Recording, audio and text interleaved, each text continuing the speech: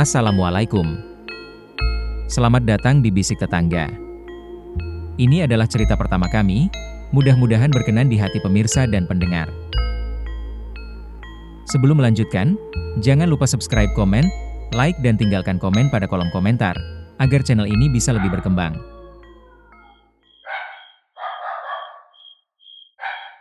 Di suatu desa yang sunyi, di mana langit malam gelap, pekat tanpa polusi, dan bintang-bintang bersinar terang bagai permata yang berkilauan, hiduplah seorang pemuda bernama Jaka. Jaka, seorang pemuda yang tubuhnya kurus, tapi matanya menyimpan nyala ambisi yang membakar. Ia lelah dengan kemiskinan, lelah dengan atap yang bocor, dan perut yang sering lapar. Jaka pun bergumam dalam hati. Sampai kapan aku harus begini? Tanah ini tak menghasilkan apa-apa. Sementara anak-anak kota itu, mereka punya segalanya. Kekayaan, jabatan, hormat. Aku pantas mendapatkan itu semua. Keinginan Jaka bukan sekedar ingin hidup layak. Ia ingin dihormati. Ia ingin kembali ke desa ini sebagai tuan besar, bukan sebagai si miskin yang dipandang sebelah mata. Ambisi itu terus mendorongnya pergi, menjauh dari keluarga yang sederhana, dari bapak dan ibu yang ia anggap tak pernah mengerti. Dan akhirnya, Jaka pun memutuskan untuk merantau, mencari jalan, apapun caranya. Kota memang memberinya pekerjaan, tapi tidak memberinya kekayaan yang ia impikan. Setelah berbulan-bulan, ia tetaplah seorang buruh yang lusuh. Hingga suatu malam, di sudut kota yang paling gelap, dekat pohon beringin tua yang ditakuti, ia bertemu seseorang. Nak, wajahmu memancarkan api.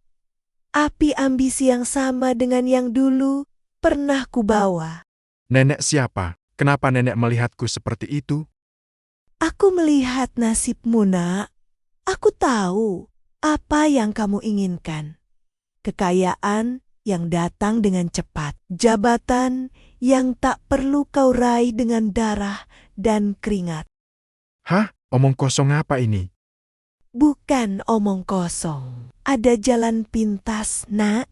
Sebuah ritual yang bisa memberimu apapun yang kamu mau. Tapi harganya haruslah sesuatu yang paling berharga. Harga? Berapa uang yang harus kubayar? Bukan uang, Nak, tapi nyawa. Kau harus menambal kebahagiaanmu dengan mengambil kebahagiaan orang lain. Kau harus menambal kekayaanmu dengan mengambil nyawa orang terdekatmu, yaitu anggota keluargamu sendiri. Keluargaku? Kau harus menyerahkan mereka satu persatu. Awalnya satu nyawa untuk membuka pintu kekayaan. Lalu nyawa-nyawa berikutnya untuk mempertahankannya. Sekarang kau pilih, Nak, tetap miskin dan hidup berdampingan dengan mereka, atau kaya raya dan menjadi tuan atas segalanya. Pikirkanlah, Nak, ayah dan ibumu. Mereka sudah tua. Apalagi yang bisa mereka berikan padamu selain beban? Setan ambisi di hati Jaka berbisik lebih keras daripada suara nuraninya. Ia teringat akan janji-janji masa lalu yang tak pernah tercapai. Ia teringat pandangan sebelah mata dari orang-orang. Aku mau naik. Katakan apa yang harus kulakukan. Setelah mendapatkan semua persyaratan yang diminta, Jaka pun bergegas menuju ke goa tempat si nenek itu berada. Ritual itu dilakukan di tempat yang gelap dan terpencil. Ini semua persyaratan yang dibutuhkan, Nek. Bagus. Sekarang kita bisa mulai ritualnya. Apakah kau sudah siap? Saya siap. Jaka menyerahkan satu helai rambut ibunya foto ayahnya yang sudah memudar, dan perjanjian darah yang ia tanda tangani tanpa keraguan. Malam ini, Nak, kau telah memilih jalanmu. Sekarang kau tunggu saja kabar dari kampung. Tak lama setelah ritual itu, kabar duka datang. Ayah Jaka meninggal dunia. Jaka langsung bergegas pulang. Ia berakting sedih, tapi di balik matanya ada kilatan kepuasan. Ia melihat peninggalan ayahnya.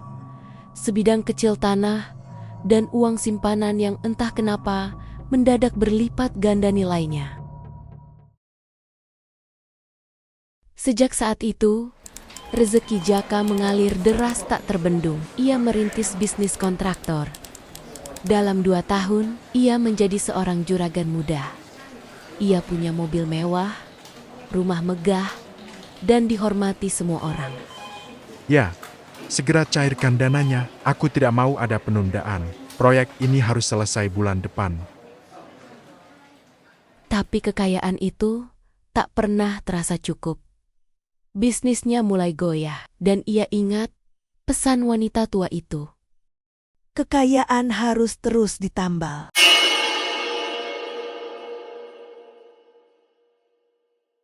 Ibu, hanya ibu yang tersisa. Aku harus melakukannya demi proyek besar ini, demi nama baikku.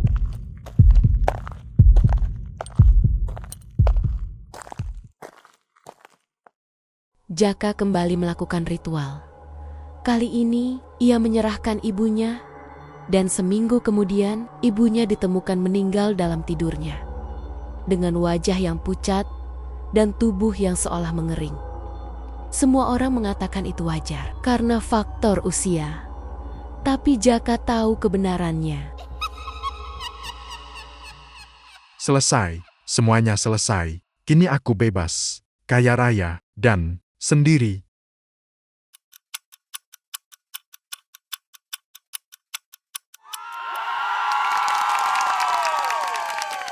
Jaka mencapai puncak ambisinya. Ia menjadi politisi yang disegani, pengusaha yang ditakuti. Namun, malam-malamnya kini tak pernah damai. Setiap kali ia sendirian, ia mendengar suara. Belum selesai, Nah. Mereka ada di sekitarmu. Mereka menuntut pengembalian. Siapa itu? Jangan mendekat. Jaka, anakku. Kenapa kau tega?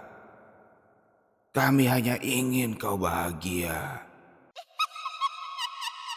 Bisnis Jaka mulai dihantui musibah. Uang-uangnya seolah menguap, jabatan yang ia pegang terasa panas. Dan Jaka merasa terus-menerus diawasi. Di setiap sudut rumahnya yang mewah, ia melihat kilasan-kilasan wajah ibunya yang pucat dan kilasan tubuh ayahnya yang kaku.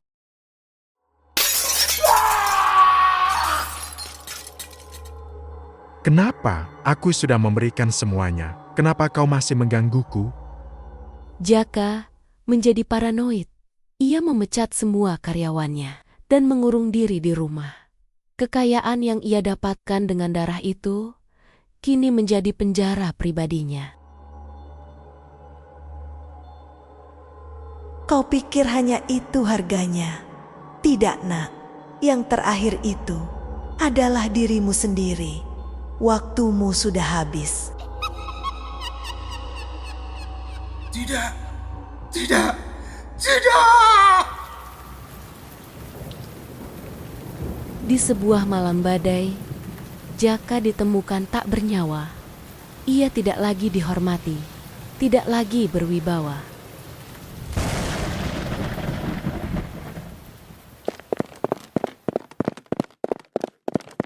Pak Jaka, ada apa, Pak? Pak, buka pintunya, Pak.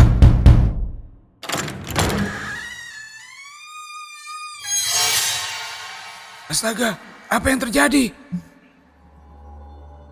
Jaka ditemukan di kamar tidurnya yang mewah. Ia terbaring dengan mata melotot, seolah melihat kengerian tak terbayangkan. Tubuhnya tampak kering, seolah seluruh sari kehidupannya telah dihisap. Dan yang paling mengerikan, di dinding kamarnya terukir dengan darah kering, tulisan yang seakan dibuat oleh puluhan jari. Tumbal dibayar lunas. Mayat Jaka bukan hanya mayat biasa. Semua orang yang melihatnya bersumpah.